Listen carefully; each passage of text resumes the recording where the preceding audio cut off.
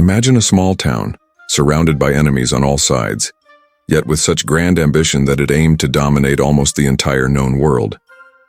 We are talking about Rome, whose power began long before it became the center of empires and dynasties. Did you know that the first conquests on the Italian Peninsula shaped the strategy Rome would use to create the greatest empire of antiquity? With every step, new rivals emerged, epic battles unfolded, and betrayals threatened to destroy it all. What if one of those wars had taken a different turn? Rome started its journey as a simple city-state, competing for space and influence in a peninsula filled with diverse peoples. The fall of the Etruscan kings in 509 BC paved the way for the creation of the Republic, where war became a matter of survival.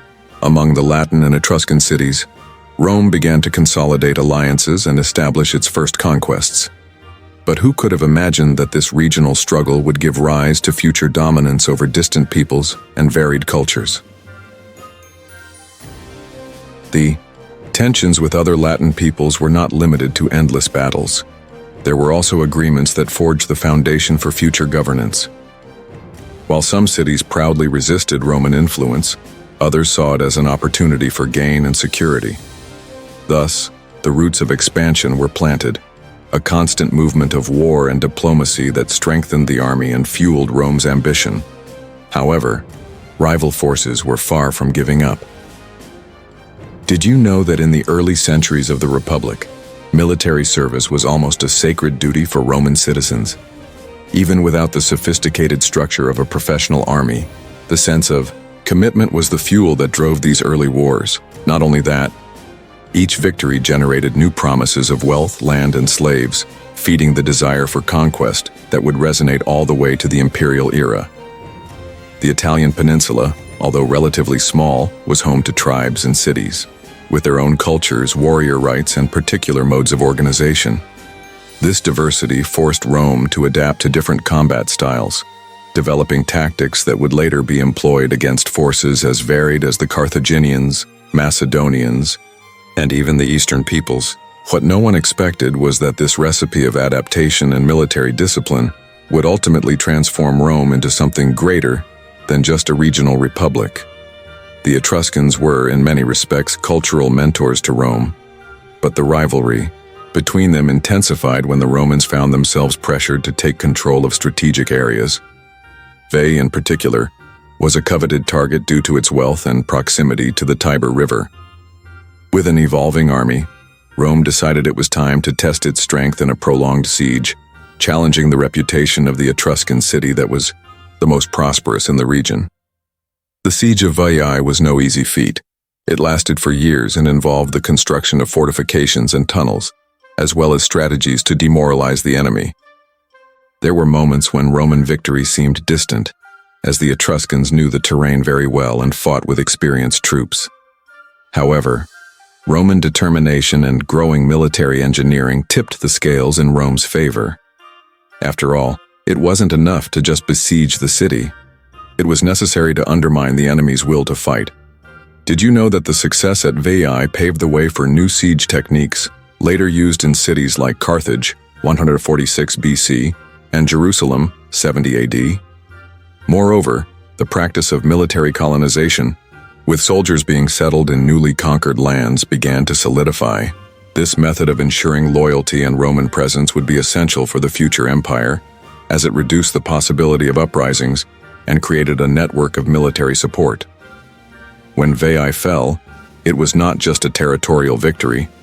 It was proof that Rome had the means to subjugate powerful urban centers. It showed the rest of the Italian peninsula that the city of the Tiber was no ordinary adversary. But would this triumph be enough to ward off threats from all sides? The answer would come soon enough, in a devastating form. The Gauls, coming from regions north of the Alps, were fearsome warriors who frequently migrated in search of fertile lands and plunder. When they decided to march south, they encountered a confident Rome after its victory at Veii. However, everything changed at the Battle of the River Allia, where the Romans were surprisingly defeated. Suddenly, the city was defenseless, and the enemy came knocking at the doors. The sack of Rome was one of the most traumatic episodes in the early history of the Republic, as the city was set on fire and nearly destroyed completely. The citadel on the capital held out heroically, saving the city from total annihilation. Nonetheless, the humiliation was so great that Rome ended up paying gold to the Gauls to make them leave. Still, the wounds remained open, bringing deep lessons for the Roman mentality regarding security and fortification. Have you ever wondered how such a devastating blow could lead to an even stronger city? The Romans reformed their defenses, reinforced the walls, and revised the military structure, realizing that discipline and strategy were more important than mere courage. This was a catalyst for creating a more prepared army, which would turn Rome into a bastion against other northern tribes, and eventually against any adversary. The fear of barbarian peoples, especially the Gauls, would haunt Rome for centuries. Later, during the Empire, this specter would reappear with the Germanic invasions and the collapse of 476 AD. But at that moment, the priority was to prevent a similar tragedy from happening again. For this, Rome would need to face even more organized enemies that would test its limits with every battle. If there was a people capable of challenging Rome's rapid rise on the Italian Peninsula, it was the Samnites. Determined warriors who inhabited mountainous regions and knew every ravine, they fought 3 brutal wars against the Romans. The Battle of the Caudine Forks, 321 BC, with its iconic humiliation, showed the world that Rome was not invincible, as its soldiers were forced to march unarmed under Samnite yoke. During this time, the losses were significant on both sides, but the largest damage was to Roman pride, wounded upon realizing that war was not just a matter of conquest, but also of strategy and adaptation. Rome learned the hard way that underestimating the enemy could come at a high cost. To turn things around, innovation was needed in military formation, allowing for flexibility in tactics and dividing the army into more agile units known as maniples. Did you know that this new legion model, which emerged in response to Samnite strength, was crucial for future victories such as the Punic Wars against Carthage? The idea of having smaller, more coordinated groups allowed for complex maneuvers in mountainous terrains or wide battlefields. It marked the end of the phalanx model inherited from the Greeks and the beginning of a more versatile military structure that would grant Rome centuries of supremacy. When the Samnites were finally subdued, almost the entire Italian peninsula was under Roman control, or aligned through treaties favoring the Republic. But this balance was fragile. Soon, new adversaries would emerge to test Rome's determination, and southern Italy held an explosive encounter with a foreign general that would change history once again. The Greek cities of southern Italy, such as Tarentum, looked upon the Roman expansion toward their borders with concern. To resist this threat, they called upon Pyrrhus of Epirus, one of the most renowned Hellenistic generals, famous for his victories in the Greek world. With well-trained troops and war elephants, Pyrrhus achieved 2 initial victories at Heraclea on 280 BC and Asculum 279 BC, but each triumph came at a high cost. The term Pyrrhic victory was born from this context. Pyrrhus suffered such heavy losses that even in victory on the battlefield, he could not secure lasting gains. Rome, for its part, demonstrated resilience and the ability to recover quickly. As Roman reinforcements arrived, the cost of maintaining the war in Italy became unsustainable for Pyrrhus, who ultimately left the peninsula after his defeat at Beneventum, 275 BC. Did you imagine that this clash between Rome and Hellenistic tradition would serve as a rehearsal for future campaigns, like the Macedonian Wars, 214–148 BC? The contact with Pyrrhus helped the Romans understand and confront Hellenistic tactics, which involved phalanxes, elephants, and experienced generals. It was an opportunity to learn directly from a master of the art of war, transforming the Roman army once again. With Pyrrhus's departure, the Greek cities of Italy had no choice but to accept Rome's hegemony, which now controlled practically the entire peninsula. But those who think that this absolute dominance meant lasting peace are mistaken. On the contrary, now that they had conquered Italy, the Romans had their doors open to the broader Mediterranean scene, where empires and dynasties awaited to test their strength. The wars against the Etruscans, Samnites, and Gauls taught a valuable lesson. Only a disciplined and versatile army could face so many different enemies. The phalanx model was no longer sufficient, and the Roman legion, composed of maniples and cohorts, emerged as the ideal response.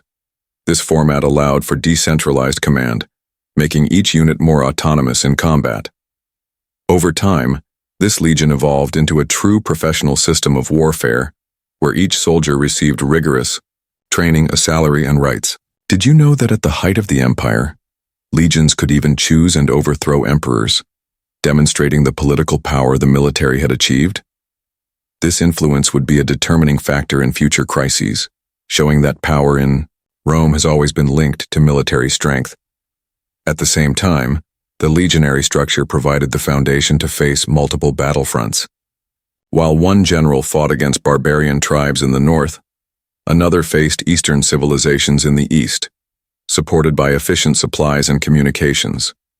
It was practically a giant machinery, where each legion functioned as a fundamental part of maintaining Roman dominance. The Italian Peninsula then became the center for recruitment and military organization. This war mechanism, refined since the early regional disputes, sustained Rome in decisive campaigns, such as against Hannibal, 218–201 BC, or in the struggles against Vercingetorix, 52 BC.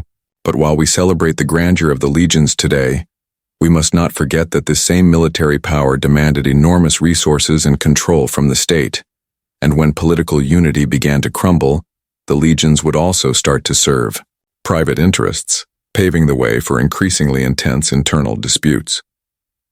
During the conquest of Italy, Rome developed a system of alliances and colonizations that proved to be remarkably effective. Allied cities were required to provide troops and pay tribute, but in exchange they received military protection. This model created dependency while simultaneously offering some local autonomy to the subjugated peoples, which reduced the chances of immediate rebellion. At the height of the empire, this practice expanded to the provinces which owed taxes and auxiliary soldiers, feeding the Roman war machine and enriching the capital. Did you know that much of Rome's power came precisely from this network of cities and provinces spread across, each contributing to the immense imperial mosaic? This was one of the secrets to sustaining uninterrupted campaigns across multiple territories. However, this system had flaws. With rapid growth, communication and central control became more challenging. Governors often abused their power, exploiting provinces for their own benefit. Additionally, inequalities and tax pressure inflamed resentments that could erupt into revolts, especially as times of crisis approached. Alliances that were once considered solid could turn into hotbeds of instability. The Italian Peninsula served as a laboratory for this model, and its apparent effectiveness encouraged Rome to apply it in regions like Hispania, Gaul, and even distant Egypt. But would this same method remain infallible as the borders grew vast? When the administration became cumbersome and enemies more organized, the Roman machinery would begin to show its first signs of weakness. The trauma of the sack in 390 BC left a deep legacy. Rome never forgot the danger from the north. Over the centuries, punitive campaigns and preventive invasions were launched against the Gauls and other barbarian peoples, consolidating the Roman presence in the area that would become Gaul. But this conquest did not erase the deep-rooted fear in every citizen. During the empire, this very fear was reignited by the movement of Germanic tribes, Huns, and other barbarian confederations testing the borders. The legions, once invincible, began to lose cohesion and discipline, especially when Roman internal politics plunged into successive crises. Have you ever thought about how history might have been different if the lessons from 390 BC had been applied more rigorously? The sack of Rome by the Visigoths in 410 AD showed that the city was not untouchable, repeating the shock of centuries before, only now in a much more complex context.